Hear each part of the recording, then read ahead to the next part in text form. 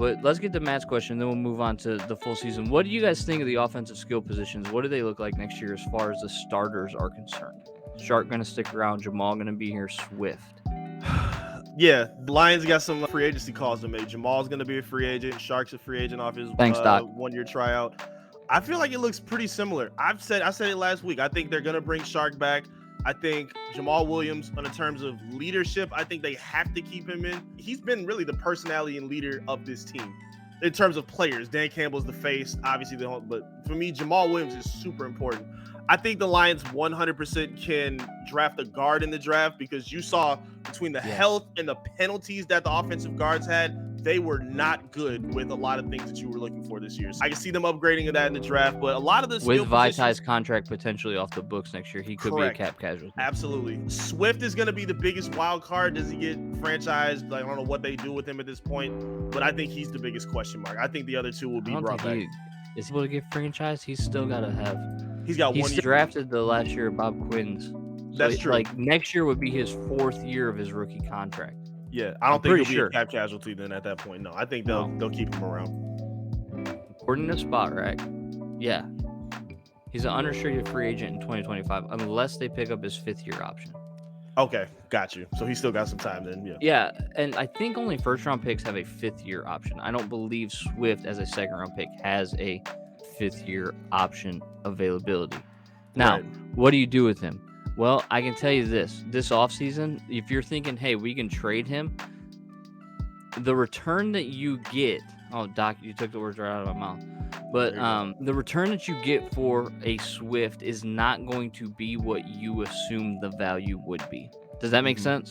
Mm-hmm. I hear you. So you have to weigh, like, if I'm only offered a 4th round pick for DeAndre Swift, is that value of the pick more than what he can offer us on the field? I don't think so. No.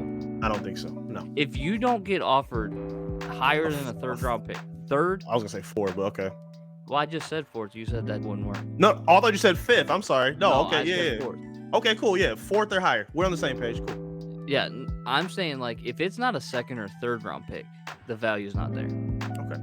Yes, he struggles to stay healthy. I'm 100% there. Like, I get it. But when he is healthy, he has that element out of the backfield. I mean, you look at that 4th quarter drive, right, when they killed 3 minutes and 17 seconds off the clock. They ran the ball with Jamal. They swung the ball out to Swift. They ran the ball with Jamal. They ran the ball with Jamal. They swung the ball out to Swift. He was our 2nd leading receiver last night. Yep. And the only reason he wasn't our leading receiver is because Khalif Raymond had a 43-yard near touchdown. Right. 43 of Khalif Raymond's 66 yards came on one play. Came off that bomb, yeah. You know what I'm saying? Yeah. So Swift, I think, is going to be around. Yep. And I think he's going to challenge for that number 1 spot again. Like, Jamal clearly should have been our number 1 running back this year. Mm-hmm. Like, he earned that job. Yeah. Jamal, you have to re-sign. You have to. But you also have to resign him at good value.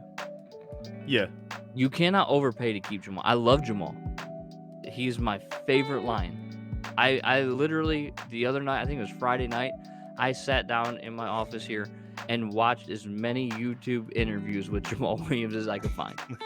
Like, I love the dude, okay? Yeah. But I'm not overpaying for the dude. 2 years, I give him tops. Yeah. And not much more. Yeah. No. You can't do that. Because you rarely should ever give a running back their 2nd contract. Right. It sucks. It's the nature of the business. It is. But it sucks. But if I'm Brad Holmes, I'm making a play and saying, okay, Jamal, 2 more years. I can give you 2 more years. That's what I can give you. Let's continue what we've been doing. I think Jamal takes that. I think he likes Detroit. I can't see there being a team out there going, hey, we're going to give you a 5-year contract. No, I don't see that.